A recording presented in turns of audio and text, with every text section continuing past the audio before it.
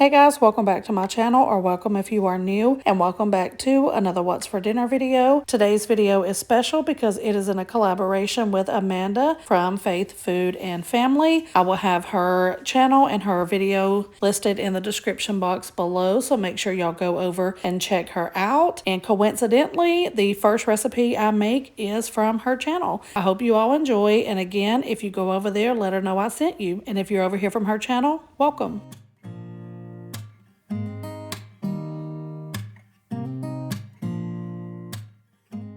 I was just catching up on some YouTube while I was eating breakfast, and I was watching Amanda's channel from Faith Food and Family. I will put the video in the description box below. It made me so hungry. I wanted everything in the video, but if you know me, you know I went with the beef stew. So I said I have got to get some of that in my crock pot this morning for dinner tonight, so that is what I'm doing.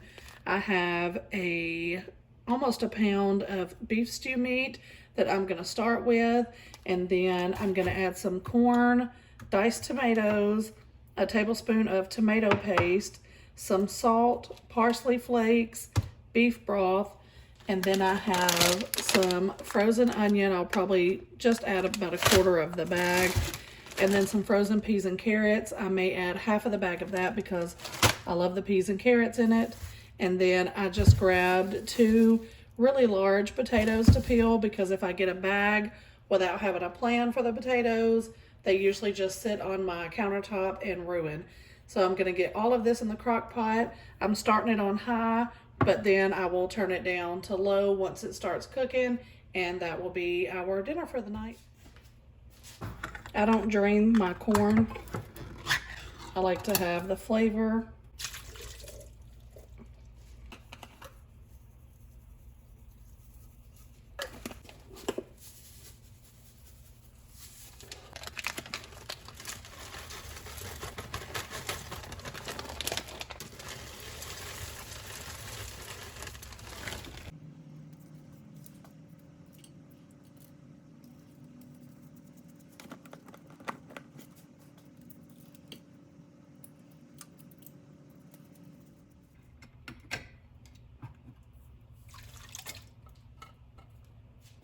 I'm also adding 1 can of water, 1 tablespoon of the tomato paste, and this is basil, garlic, and oregano.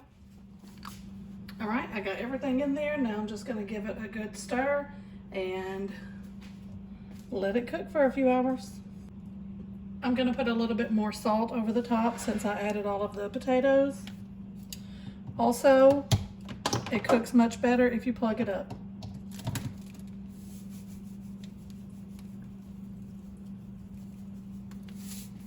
I think I also need to add a little bit more water. All right, that's it. I'm going to put it on high for maybe an hour, set a timer, and then I will turn it down to low for the rest of the day. And this is it when it was done. I just ate it with a few pickles, and that was my dinner for this night. On the next night, my son wanted a steak meal, so I have these 4 small steak. I think they were sirloin, and I'm just going to marinate them with this, I believe it was McCormick's Montreal steak seasoning. And I'm just getting the potatoes washed up so I can get them in the Instant Pot, which was a huge mistake, and I say it every time. I don't know why I keep doing it. So I cooked them for the first time by the internet's instructions, which was high pressure for 14 minutes. They were not done at all. I cooked them for another 5 minutes.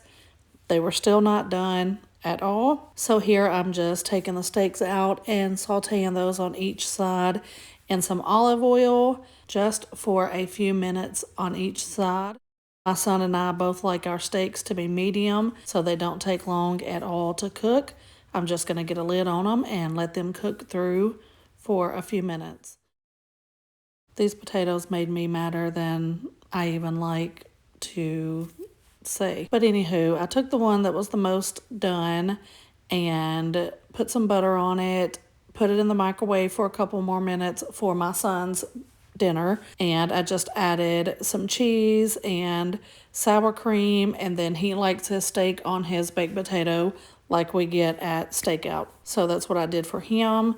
And then I just took the potato that was still not done, did my best with it, did what I could do. I was mad, I was hungry, and I decided that I was just completely over it. I was not cooking them any longer. I opened it up, put some butter, cheese, and ranch dressing, and I put some 57 sauce on my steak. And I just had a side salad with some pickles on the side, and that was my dinner.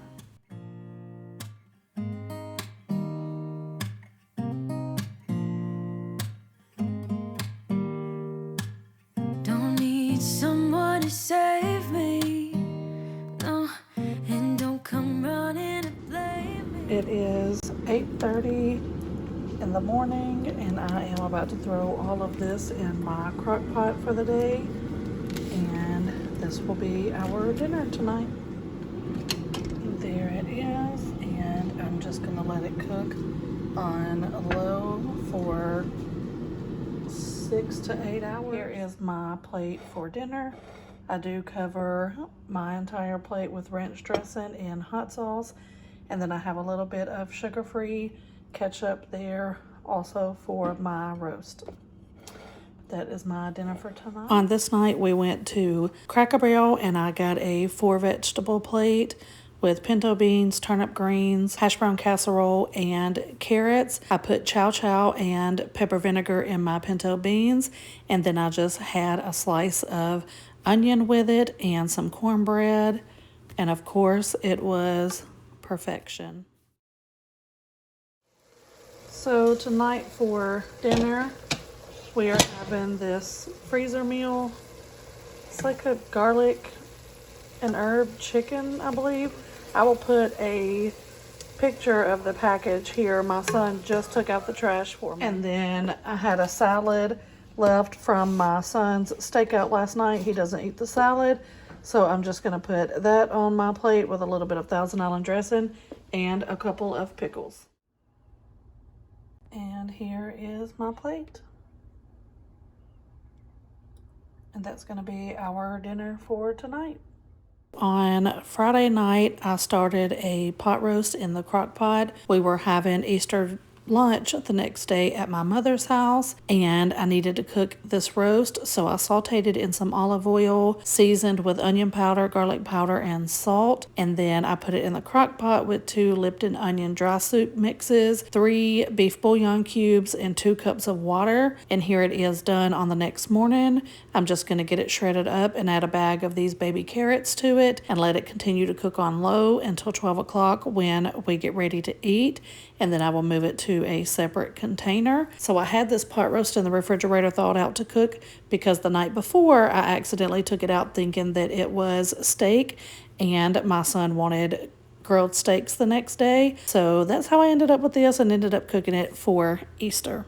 I didn't have to cook everything this time for our lunch. My daughter made deviled eggs. I made macaroni and cheese, and then heated up this ham that I got at Publix. It was just a couple of small, already sliced ham. And then we had Hawaiian rolls, the pot roast. My niece made some amazing baked beans and potato salad. She also made some brownies, and I brought some cupcakes and a cookie cake from Publix. My sister also made some brownies, and every one of the brownies in the house got eaten. So I came home with a couple of cupcakes and a little bit of this cookie cake left, and this was my plate. I had a little bit of everything. Also, the green bean casserole was in the kitchen because me and my oldest son are the only one that eat it. I did make that, so I don't have the macaroni and cheese and ham on my plate because I can't have either. But other than that, I had a little bit of everything, and we did end up coming home with some ham as well. That was our Easter lunch at my mama's house. I ate leftovers from yesterday this morning. When I got up, I slept in, so it was kind of like an early lunch, but I ate so much that I was super full. So this is what I'm having for dinner tonight. It's one of the Gardein plant-based chicken fillets, and I'm just gonna make me a sandwich with some mayonnaise and pickles, and that's what I'm gonna have for my dinner tonight.